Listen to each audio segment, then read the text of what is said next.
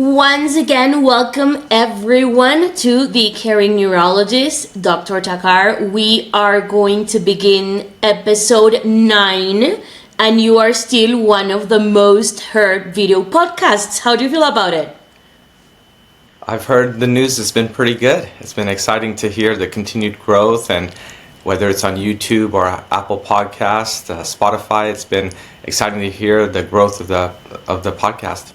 My take on this is that it is not only the information that you have, which is very valuable and interesting, but it is also you, because you're a great, you say things the right way so that we understand them. Thank you.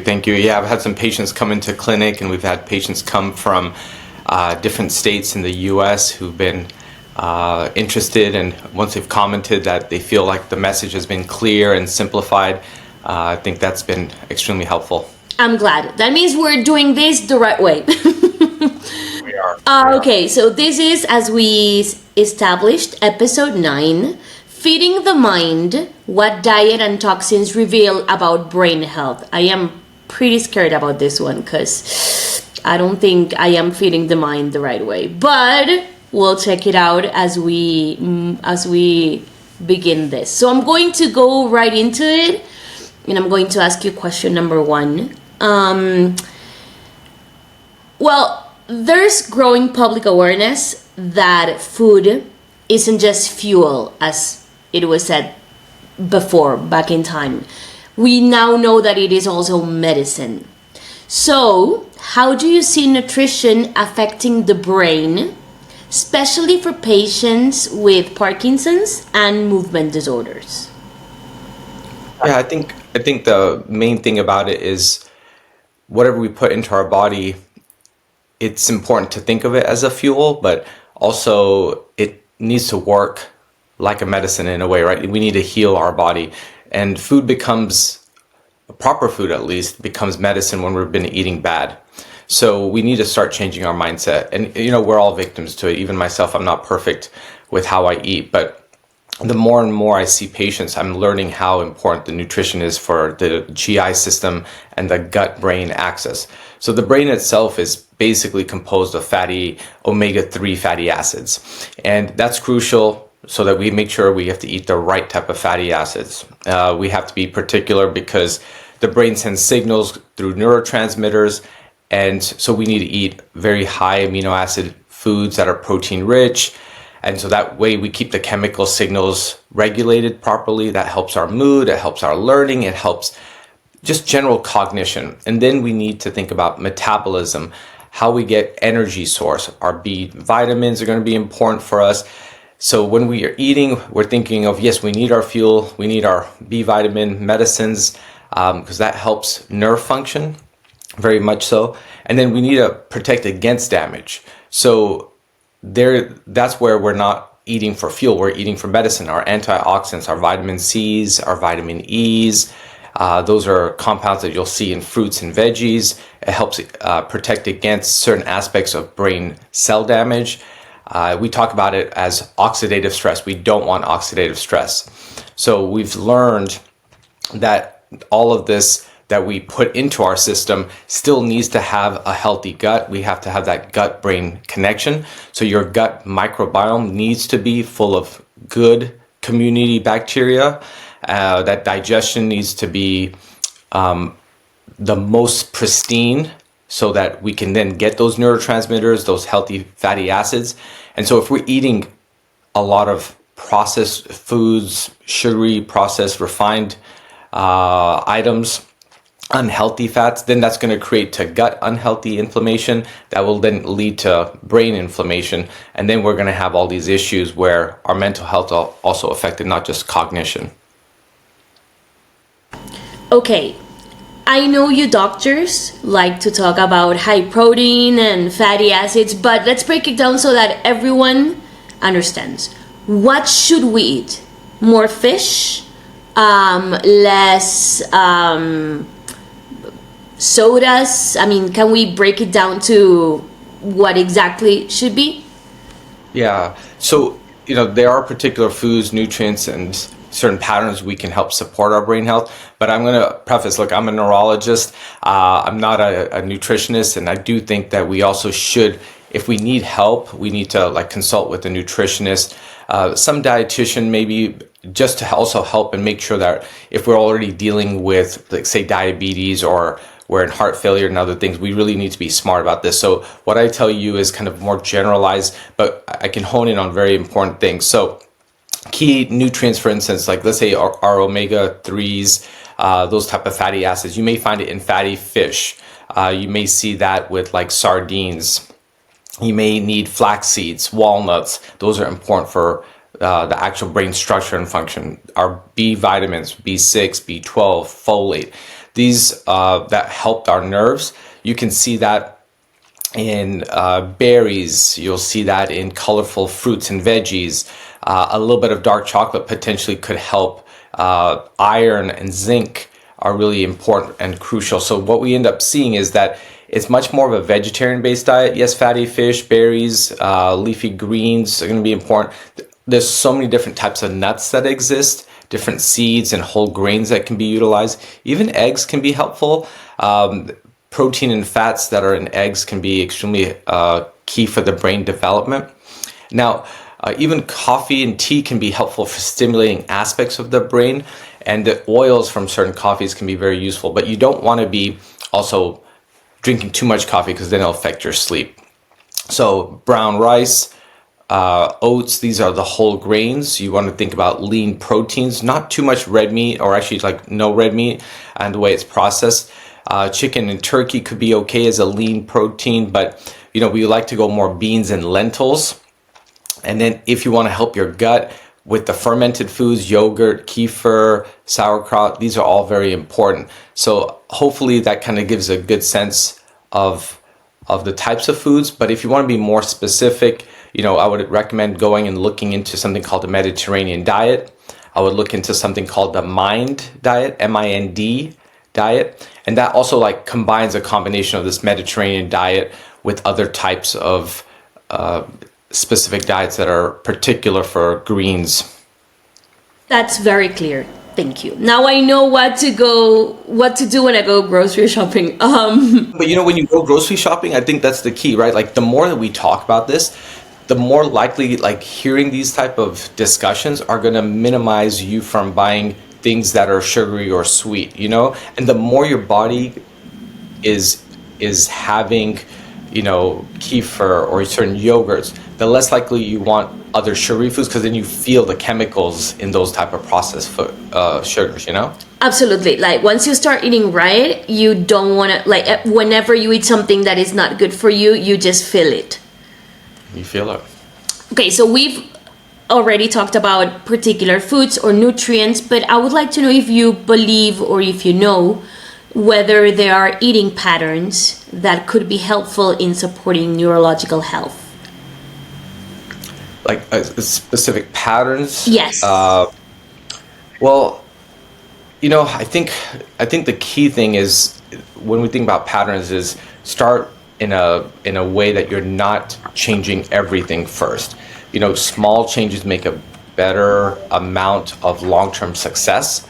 And we don't want to be like going in, throwing out everything from our fridge or our pantry and then just getting it overhauled, because I've heard and learned, and even from personal experiences, it's like you can't just change your diet all of a sudden. The faster you do that, the worse it is, because you just get back into bad habits. Small changes make a big difference, but also with diet, the key thing will be how you incorporate with your exercise. Make sure you're doing certain regular exercises. The more you exercise, the more you'll crave certain foods.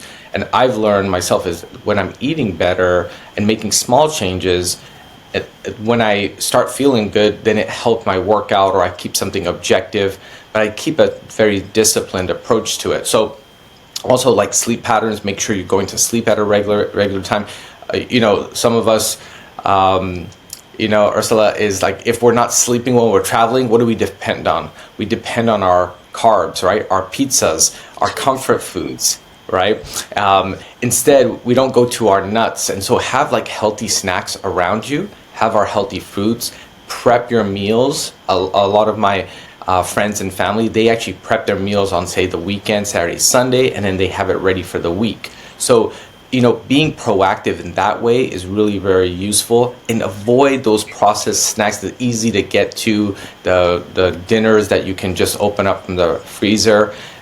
These are the things, avoid the fast foods. So I think that's one aspect. This is getting personal. I am going to tell everyone that I was just telling Dr. Takar that I came back from a trip yesterday and I am leaving tomorrow again. So there's no food in my fridge.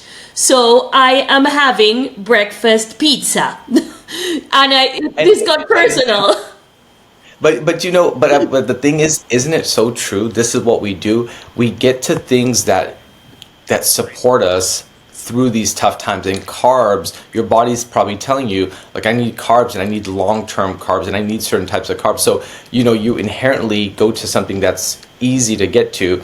And it's like, if you have to make a salad, it's harder. You're traveling. You just came back from the US and New York, and then you came back to Colombia, and now you're going to, Argentina, right? So it's like you're all going all over the place. But that's what happens even with me when I travel. At the airports, it's not like you can get healthy foods necessarily. So we get easily stuck in our ways. Actually, and I know you're not a nutritionist, but I will ask you this because you did mention eggs. At the airport, I asked someone if they had eggs, and they told me, yeah, but not real eggs. We have eggs from a box, like it's not real eggs.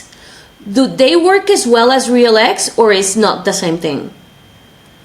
I think that there may be other versions that are out there, and there are egg substitutes that exist, and they at least have certain types of good fats in there. But again, I would look at labeling. I would look to see how it's processed. There's a lot of processed things out there, and I think the longer something can sit out without being contaminated means it's highly full of preservatives that could be toxic for us. So again, go the more natural route for like cage-free eggs and things such as that. Okay, so let's talk about those things. What types of foods or ingredients you think worsen symptoms or contribute to long-term brain stress? Yeah, so foods and ingredients that can worsen or contribute to like that long-term brain stress is those high added sugars, the refined carbs, the unhealthy fats. So again, basically processed foods, right? It's also shown that like excessive caffeine, alcohol can negatively impact how the brain health is because it contributes to stress. So if we break it down a little bit more, let's go to like what's added sugars and refined carbs. Foods that are like sugary drinks, pastries, white bread, they cause like a rapid increase in blood sugar, leading to like inflammation within the brain, within the gut. Those are things that affect our mood disorders. If you have unhealthy fats, fried foods that are saturated fats, like you'll see that maybe in some dairy, you may see that in red meat. Those are high trans fats that contribute to inflammation in the body. And then the processed foods those are frozen meals, fast foods, packaged snacks, even like those packaged eggs, who knows, right? Those can often have like unhealthy types of fats and sugars in there, and also high sodium, and that impacts your brain health too. Now, again, I'm a caffeine addict. I have my coffee here. I make it as fresh as I can every day, but I try to avoid it, like adding another source of sugar to it. I have a very specific type of like oat milk that I'll utilize. But if you have too much excessive caffeine, it'll overstimulate parts of the brain, disrupt your sleep. And there's even data that suggests that maybe having like an afternoon coffee, like 4 o'clock, 5 o'clock later, could be bad for us. And so you want to be mindful that everything should be in moderation, and we need to be, even alcohol, like if you're going to have alcohol, it has maybe added sugars, how alcohol breaks down. It breaks down into different types of sugars. And then that also may contribute to anxiety for some people. So it stimulates areas of the brain we don't want, right? So those are key things. And if we want to go a little bit more detail, monosodium glutamate, MSG, the studies have shown that it's in processed foods, it overstimulates certain aspects of the brain health. It really contributes to negative mood. and then high mercury in fish. So we have to be careful, like swordfish, tuna, they can have high levels of mercury. It's a toxin for the brain. We call it a neurotoxin. And then also just be smart about sodium. A lot of high sodium will contribute to high blood pressure, which also is associated with cognitive health. Well, you just mentioned mercury, which I think is a great way to go to where we're going next. Because we often talk about diet and what to eat regarding what's healthy, what's not, but we don't talk about what is in our food, such as mercury. So can you help our listeners connect the dots between, say, pesticides, industrial farming, and the rising rates of Parkinson's? What should the average person know? Let's not go very doctory. Let's try to keep it like average people like me. Yeah, so, and I may go on tangents when it comes to being doctory with words, but, you know, we're here in episode 9, right? And episode 8, if people want to look back and listen in, you and I had a conversation about how there's higher rates of pesticides and around golf courses and herbicides that then create, and there's a higher link to Parkinson's. And so we talked about Agent Orange in that episode. So I think that's also important if you want to get more and understand about that link between pesticides, herbicides, and Parkinson's. Please listen in and review that podcast, episode 8. But there is a growing evidence that there's a strong link between industrial farming practices and the widespread use of pesticides, and it's an alarming increasing rate of Parkinson's in those areas. We're seeing it globally as well. So where industrial agriculture relies heavily on chemical inputs like pesticides, herbicides, to maximize their crop yields, to control costs, we're seeing, like even in the United States, 14,000 pesticide products are registered for use. And that's how reliant we are on pesticide use in the US alone. So those that are farmers, agricultural workers, they're at the highest risk for the direct exposure, particularly when they're handling these pesticides. Then we're talking about inhalation, skin contact to the community around those areas. And then we're thinking about beyond the farmers, right? People living in the rural areas, they're exposed to the pesticide drift, the contaminated groundwater, the well water. And so those residues of pesticides continue through our food chain. They come to us as consumers, and that's where we get then that exposure. So are we underestimating how these mechanisms may play in our food and water supply? Because I think we take them for granted, and many people, such as myself, go like, okay, but I have to eat. So whatever it is, I'm going to go eat it. So are we underestimating what's going on? I think we are. And one thing I want to make sure, like, we understand these pesticides, they go after dopamine neurons too. So we're seeing that the dopamine, which is really important in Parkinson's and for other mood disorders and for other aspects, you know, it kills these dopamine important communication that we have within our brain and throughout the nerves. Like we think about the brain, but we also, you know, our fingertips require nerve signals, and these pesticides, paraquat, rotenone, they've all shown to be neurotoxic. It kills like how the actual cells function, they get the energy. And so we're seeing over the last 25 years that Parkinson's has doubled, okay? And it's not just the aging population, like it's more than that. It's environmental factors play a huge role. It's not just our genetics don't change. It's that there's other things going on. And even the Netherlands, which have taken steps to reduce pesticide use, they've seen a potential slowdown in the rise of Parkinson's. So I think we are underestimating what's going on. And when we think about that underestimating mechanisms, like we need to, like for instance, this podcast, hopefully as it spreads, you know, maybe people in the FDA, people are listening in all throughout. They're changing and maybe even talking to their representatives, because the well water, anything around them, we've seen that like volatile organic compounds, we call them VOCs, they're all over. They're all industrial solvents, they're degreasers, they all get into our water. And even my wife and I were talking about it. that we should check with our local government, just even in our industry, in our city, that how is and where's our water coming from? How is it associated with old water wells? And how's the golf course water runoffs? How's that affecting us? And does it get close to our water supply? So you and your wife take proactive steps towards understanding where the water is coming from, the wells. But if someone actually is listening to us right now and decides that they want to take proactive steps through diet, where should they begin? Because I think what everyone thinks is, okay, I have to go organic. Is going organic really worth it? I think going organic is worth it. I think it's an important part of it. We have to take proactive steps for our diet. But where do we begin? I mean, it's hard. Like, we have to focus on whole nutrient, rich, dense foods. So you got to work around prioritizing having fruits and veggies, those whole grains, those nuts, those seeds, those lean proteins. And then going back to what we talked about, we need to protect our brain from oxidative stress. So we do need to maybe have more blueberries, maybe consider dark chocolate, leafy greens. Green tea can be also very helpful, right? So we need our good fats as well, as we go back to the fatty fish, the walnuts, flax seeds, chia seeds. Don't get all the processed versions of these.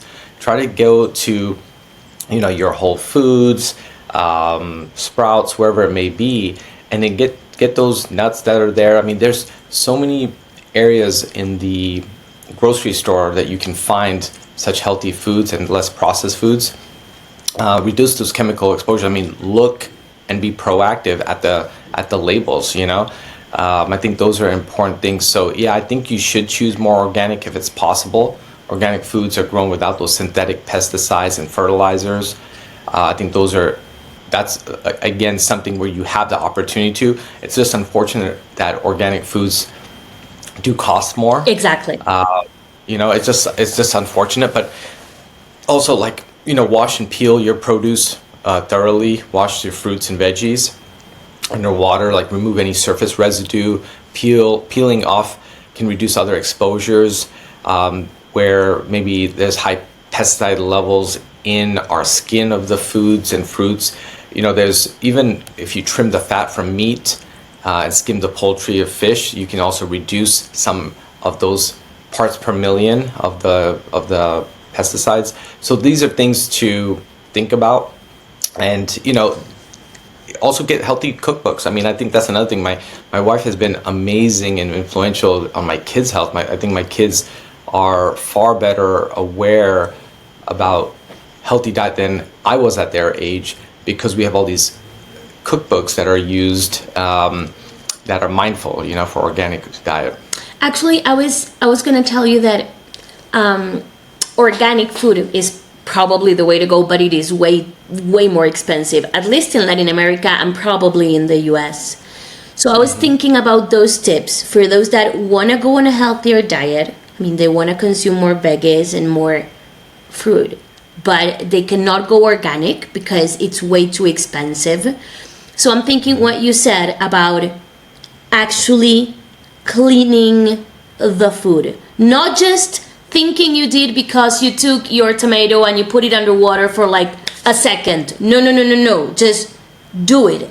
So when cleaning food, we can reduce risks, I'm thinking, and we do not have to take the step towards organic all of a sudden.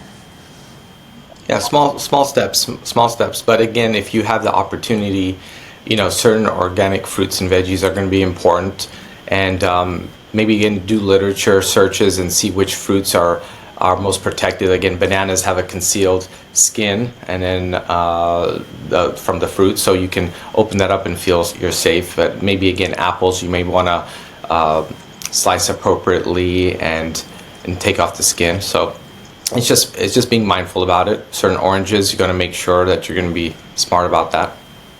Okay, so what role do you see these anti-inflammatory diets like the Mediterranean or plant-based diet that you mentioned actually play in reducing disease risk? Oh, the anti-inflammatory diets, Mediterranean plant-based, I mean, they play a huge role, significant in protecting brain health. I think what we see is it may mitigate neurodegenerative disease altogether in a way. So, as I may have mentioned to you at our previous episode, or episode 1, that I trained at Loma Linda. It's a blue zone. It's the only blue zone in the United States. But that's where we have a high concentration of 100-year-olds, but they're really based on vegetarian diet. That whole city in Loma Linda is based on vegetarian diet, and they exercise as well. They minimize alcohol and caffeine. And so with these type of diets that are Mediterranean, mind diet, plant-based, they reduce inflammation. You don't have to deal with that chronic inflammation when you're eating such healthy foods. These antioxidants, we call them polyphenols, these reduce chronic inflammation in the body. So you may see even less joint pain, but the neuroprotective features I think that we're seeing in these diets, you're seeing less and less Alzheimer's, you're seeing less and less Parkinson's, because I think certain key areas of the brain, those are staying full, you're getting good blood flow to those areas, and you need blood to the areas of the brain. And so when you get narrowing of arteries, then you start seeing not just heart disease, you see brain disease, because you need blood flow to every key area. So memory also is improved by these type of diets, but can't just do it like once a week. I also don't believe that, you should be, taking weekends off to eat unhealthy. I think there's a mindset that always have the mindset of eating well. And a lot of these diets, they reduce what's called free radicals. So it's not like you can take time off from eating. Always try to eat foods that are helpful, because anytime you eat something that's potentially harmful, it's still damaging brain cells, right? So you can't be eating healthy Monday through Saturday, and then Sunday say like, I'm gonna go binge drinking, right? So it's a mindset. You wanna keep your gut and brain axis modulated, and that way you keep your gut health really good. What a lot of people do, Ursula, in the US is we eat well, and then we get sick, and we go to a doctor, and then we just get antibiotics, and then those antibiotics, they just kill our good gut bacteria. So you also want to be mindful that when do we really need antibiotics? We don't need to be just having antibiotics every time we get like sniffles. We need to make sure that there's an actual reason that we actually have a bacterial infection, and that way we're not killing our good body balance that we need to then break down good healthy foods. I actually think a lot about what you just say, and I think about it often, because the way we're programmed is, okay, eat healthy 6 days a week, do whatever you want on the 7th day. And I think that creates a mindset where your brain or your mind decides that the reward is the unhealthy stuff, and that the punishment is the healthy stuff, which creates like a very weird confusion. Yeah, it's the subconscious. I mean, it's kind of like one of those things that we go back to our comfort food. Like, it's easy to go back to something that's comfortable to eat and easy to make, or go to the microwave and press, and then we feel like a sense of gratification, because those sugars that we eat, they spike to our gratification centers of our brain too. So I do think that if you keep those centers that are of instant gratification down, then you actually start over time changing your brain body dynamics. And then I think you start realizing that when you start having these sugars that are bad for us, these processed foods, then we don't feel good. I'll give you a quick example. Whenever I travel and I go to like maybe second world, third world countries, and they're not reliant on the processed foods, and I don't get access to like say McDonald's or Burger King, I come back to the US and I eat whatever I'm eating, and I can taste the chemicals. I mean, I taste it in our fruits, I see it in our grocery foods, and I go elsewhere and we don't have those type of issues. That is very, very interesting. I now want to know whether there are specific recommendations that you give patients based on whether they are in early stages or more advanced Parkinson's regarding dieting. Yeah, a lot of my advanced patients with Parkinson's, when they start having kind of more balance issues, word finding issues, cognitive issues. The family members always say that when they eat their ice cream, when they're eating their sweets, their muffins, they really want their sweets, right? Their chocolates. That their cognitive issues are worse, that their motor control, their walking is worse, their ability to process their body is not as good. So the moment I start telling family members and patients, you got to cut back on those types of sweets, all of a sudden we start seeing that people are better. They actually gain proper weight, and they are more alert. They're sleeping better. And so I think that certain foods we eat, as we think of it as a fuel, as the day goes on, when we're eating bad, we get fatigued as the day goes on. But for our patients who are more advanced, when they're eating right, they process better longer during the day, and they don't have as much difficulty. And then even the medicines that they do need for it to work, they absorb better. Okay, I'm taking note.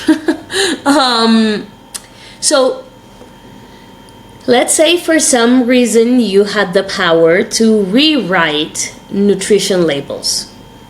What information would you want clearly displayed to protect people's brain? Because, I mean, nutrition labels, the thing is that they have so much information that at one point you go like, okay, I have no idea what they're saying. I just get it or not get it. But how would you rewrite nutrition labels in order to protect people's brain?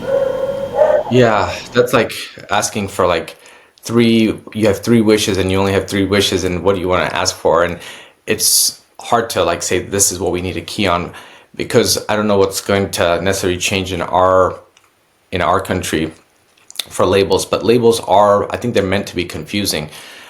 It would be easy if there was some brain health scoring, some brain health kind of rating system, maybe on the front of the item that you're looking at, something that's real simple, and it could be potentially like shape of a brain, and it could be like a green that is good, or maybe if the color was purple, it would be that it's bad for the brain, right? If you could have a score for how much added sugar is on the labeling, that would be good. If you have something that says if it's unhealthy fats, if it says if it's processed sugars, I think we need to have something that says how much added sugars, if it's mild, moderate, or severe amounts, if there is processed ingredients and to what level, if they could say a certain percentage of the food that's processed would be important. If it has natural nutrients, it should say like what percentage of natural nutrients.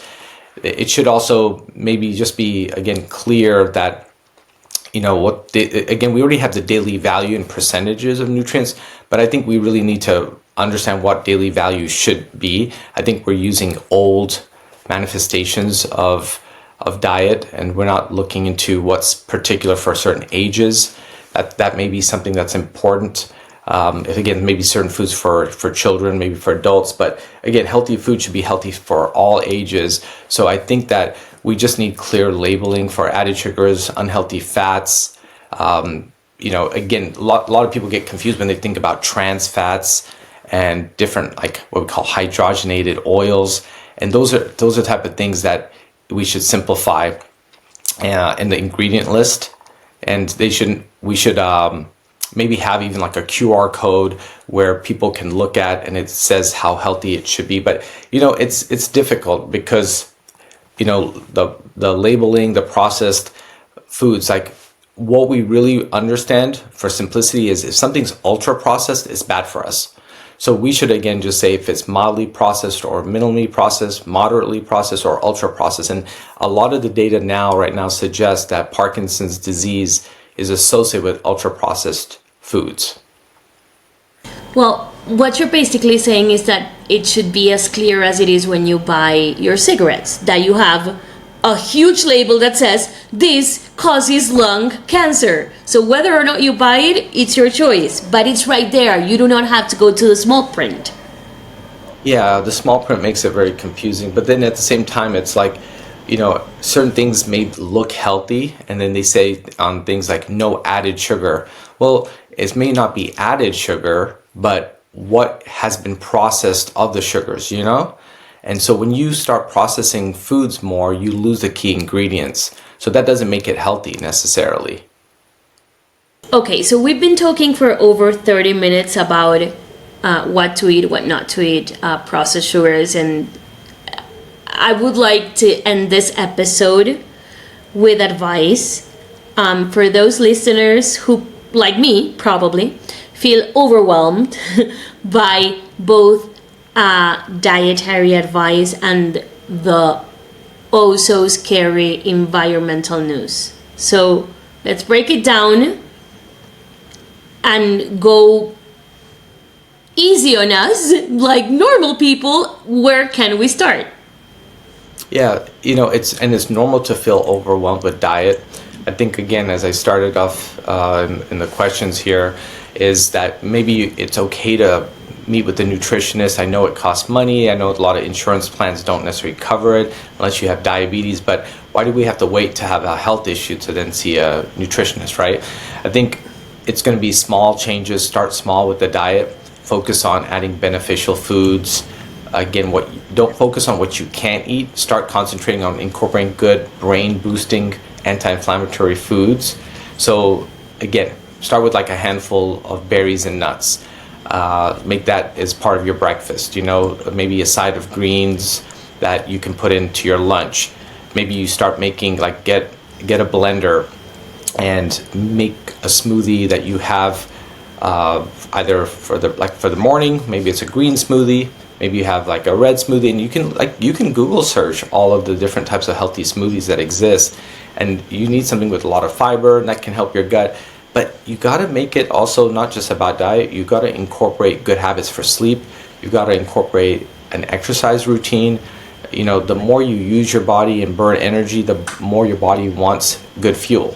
So it seems daunting in the beginning, but meal preps are one of the best things to do. Meal planning. There's a lot of even healthy options out there, Ursula, that maybe, if you can't cook, maybe you want to start some form of subscription for meals that are healthy, and there's different types of meal plans that send foods to your home. And that could be a good start, or maybe it's like 3 or 4 days a week you get certain types of meal preps for you if you can't make it. And again, just listen to your body. I mean, the key thing is pay attention. And then as you start going through this journey of diet and changes, you want to start looking at labels. I think it's really important to eventually slowly start looking at labels and what's processed.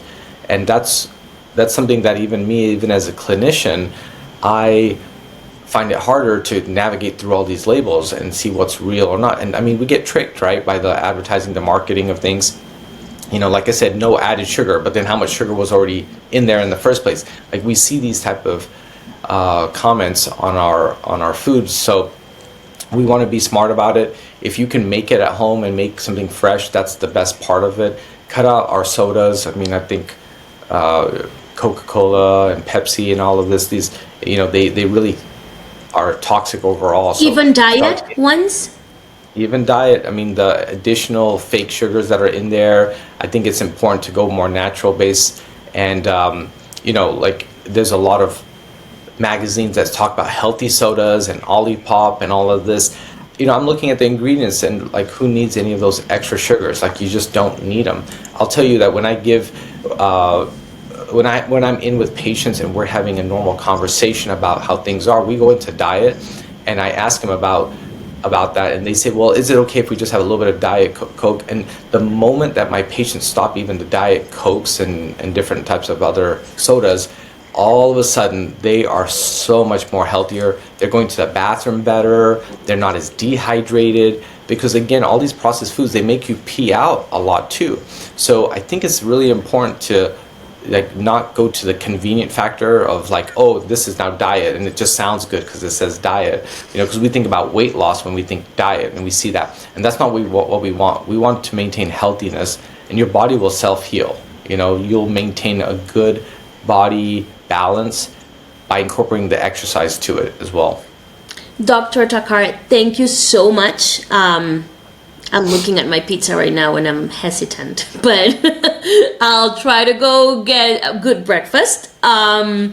Thank you so much for your time and for all your advice and for all your knowledge. I know this is very important for a lot of people, and I am very happy that this is one of the biggest podcasts right now, because I think it's information that it's worth listening to. So thank you so much, and I'm looking forward to episode 10. Thank you.